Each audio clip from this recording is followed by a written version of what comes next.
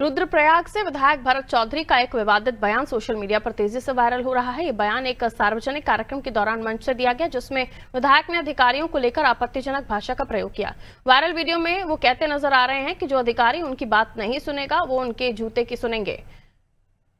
इस बयान के बाद राजनीतिक और प्रशासनिक गलियारों में तीखी प्रतिक्रियाएं देखने को मिल रही हैं। सचिवालय संघ के अध्यक्ष सुनील लखेड़ा ने नाराजगी जताते हुए कहा कि विधायक को सभी अधिकारियों का सम्मान करना चाहिए। सोशल मीडिया पर भी लोग इस बयान की आलोचना कर रहे हैं। फिलहाल ये मामला चर्चा में बना हुआ है और देखना होगा कि विधायक या सरकार इस पर कोई प्रतिक्रिया देते हैं।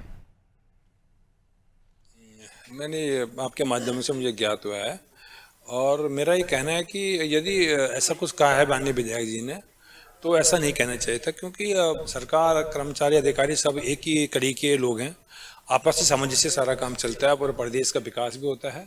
तो ये जो इस तरह की अगर भाषा का उपयोग किया गया तो ऐसी भाषा का उपयोग नहीं होना चाहिए था। संगठन के तौर पर मैं ही चाहूँगा कि ऐसे व्यक्तित्व की पुनः पुनरावृत्ति ना हो।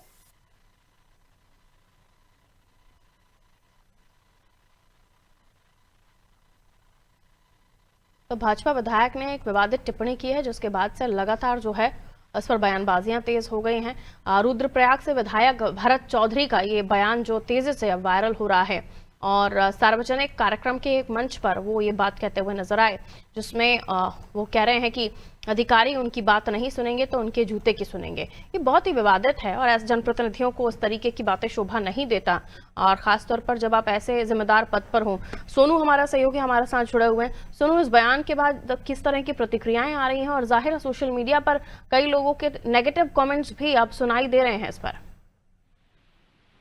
देखिए पारुल, ये जो बयान है वाकई विवादित बयान है, और जिस तरह से अधिकारियों को लेकर के विवादित बयान दिया गया है, कहीं ना कहीं ये और जहां चर्चाओं का विषय बन गया, वहीं जो विभागीय कर्मचारियों के जो संगठन है उनमें नाराजगी साफ तौर पर देखी जा रही है। जो कर्मचारी हैं, अधिकारी हैं, वो इसको कहीं से कहीं तक जायज नहीं ठहरा रहे हैं।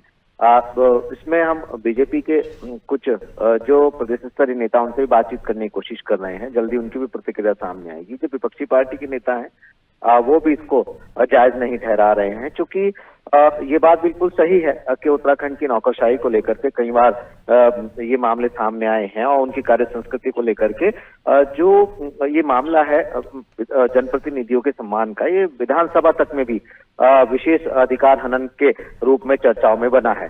बावजूद इसके चूंकि काम जो है विकास का जो योजना है उनको धरातल पर उतारने में अधिकारियों की, प्रशासनिक अधिकारियों की एक मुख्य भूमिका होती है।